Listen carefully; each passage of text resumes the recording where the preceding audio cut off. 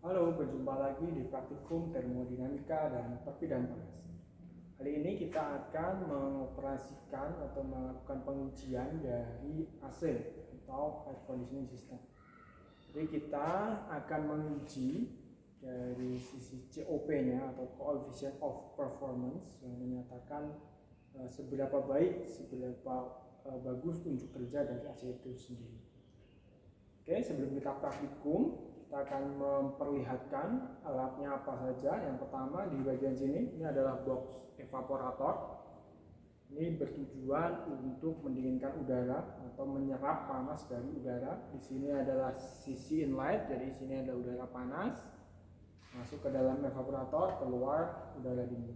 Kemudian yang kedua adalah bagian bawah, di sini ada kondensor. Di bagian kondensor, di sini ada kompresor, kemudian ada katup ekspansi, dan sistem kerjanya adalah dia akan melepas panas yang telah diserap oleh evaporator tadi. Seperti dalam teori, kita tahu bahwa dalam proses pendinginan akan menyebabkan turunnya kelembapan sehingga menghasilkan mengubah uap air menjadi air liquid, sehingga pada praktikum kali ini dipersiapkan juga wadah untuk menampung air dari udara yang terkondensasi. Oke, sebelum kita praktikum, pertama langkahnya adalah kita berikan suplai listrik. Ini suplai listrik menuju ke sistem AC, kemudian MCB. Ada MCB, kita on kan. Di sini ada voltmeter, ada ampere meter, kemudian ada manometer untuk mengukur tekanan di titik 1, 2, 3, dan 4, dan juga termometer untuk mengukur temperatur di titik 1, 2, 3, dan 4. Oke. Pertama, setelah MCB kita on kan, kita bisa menyalakan AC dengan menggunakan remote control. Hidupkan, kita atur suhunya.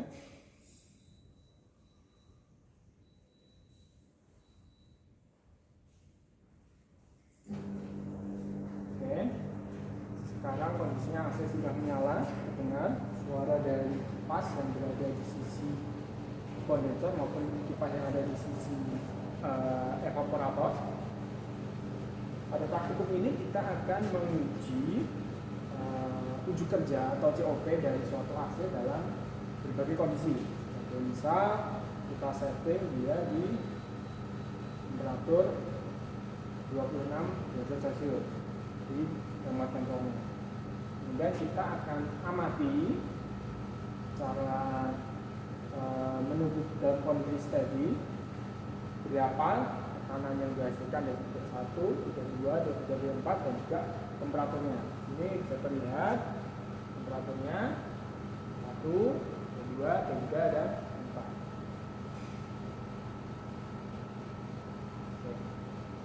Di sini juga akan terlihat selain temperatur, kita akan melihat voltase dan arusnya, sehingga kita bisa mengkalkulasikan atau menghitung berapa energi listrik yang dikonsumsi oleh sistem AC ini. Baik, kita akan menunggu sampai kondisinya steady, temperaturnya tidak banyak berubah. Kemudian kita juga perhatikan di bagian keluaran dari evaporator ini, ada yang isinya adalah uap air yang telah terkondensasikan menjadi air dalam bentuk cairan atau liquid. Ini adalah bak penampungannya.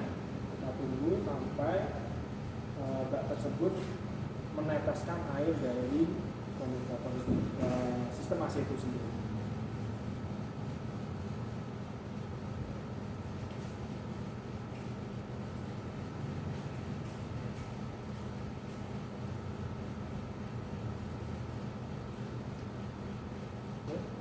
Kira-kira waktu tunggu untuk mencapai kondisi steady ini bisa dilihat dari beberapa faktor. Pertama, kita bisa lihat dari temperaturnya, dia tidak berubah lagi antara T1, T2, T4 dan juga tekanannya. Kemudian di bagian tetesan air dari evaporator ini dia akan mulai mengeluarkan embun air yang menandakan bahwa udara yang masuk telah terkondensasi.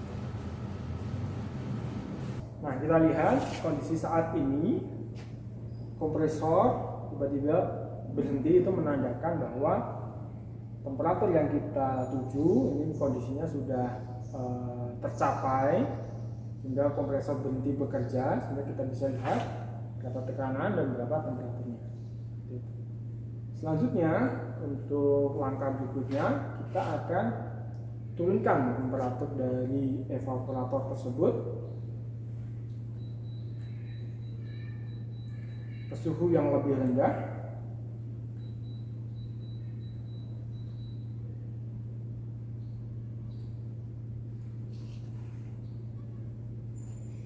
Nah, setelah kita turunkan suhunya, maka kondensor dan juga maka kompresor di dalam kondensor tersebut akan kembali bekerja karena temperaturnya sekarang adalah lebih rendah dari yang sebelumnya.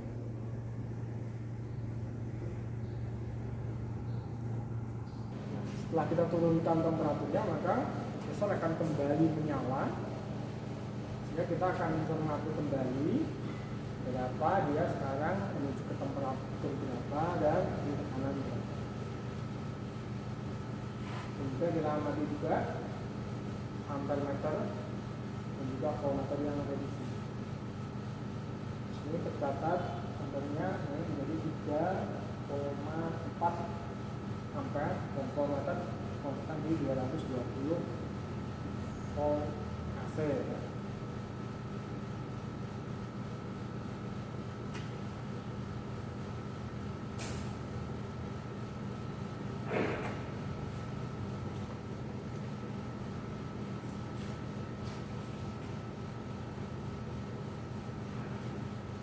Proses pengambilan data tadi dipastikan juga bahwa uap air telah mulai terkondensasi di bagian sisi output dari evaporator.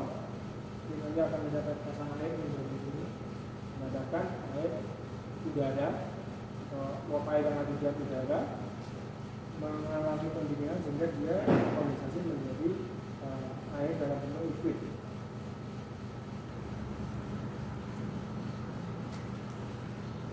Baik, sekarang bisa kita lihat bahwa air sudah mulai menetes. Kemudian di sisi luaran dari evaporator udara telah dingin, artinya temperatur sudah mulai turun, tekanannya menjadi konstan. Dan jika sudah selesai untuk tahap 2, bisa kita lanjutkan ke tahap 3, yaitu temperatur yang lebih tinggi lagi dengan menurunkan temperatur yang ada di remote control AC.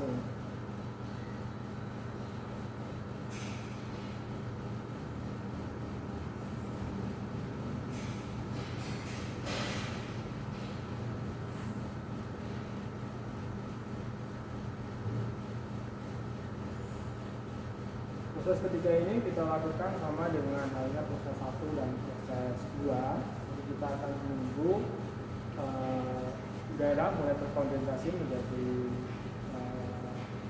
uap air dalam bentuk liquid. Kemudian kita ukur temperaturnya, lihat dari termometer yang ada di layar, ataupun bisa melakukan pengukuran dengan evaporator kondensor. Sekarang juga masih mulai terus bekerja. Baik, setelah kita lakukan langkah 3 tadi, sekarang kita langkah terakhir atau langkah keempat, yaitu menurunkan temperaturnya sampai ke titik minimum. Di sini tertera titik minimum yang bisa dicapai dari evaporator ini adalah 18 derajat Celcius. Nah, kemudian kita tunggu kembali tetesan embun yang ada di sisi output dari evaporator tadi mulai meneteskan air kembali, lalu kita ukur temperatur dan tekanannya sesuai yang ada di barometer dan termometer. Baik, kita sudah selesai menyelesaikan praktikum untuk pengoperasian AC ya, untuk menghitung COP atau coefficient of performance. Jika sudah selesai, kita matikan mesinnya dengan menekan off di sini. Oke, kompresor sudah mati, fan juga sudah mati. Lalu kita matikan MCB yang ada di panel ya. Setelah itu kita kembalikan peralatan yang ada di peralatan ini kembali ke tempatnya semula dan dibersihkan kembali jika ada tetesan dari air ataupun kotoran yang ada di sekitarnya. Sekian untuk praktikum pengujian COP dari siklus refrigerasi. Sampai berjumpa di praktikum selanjutnya.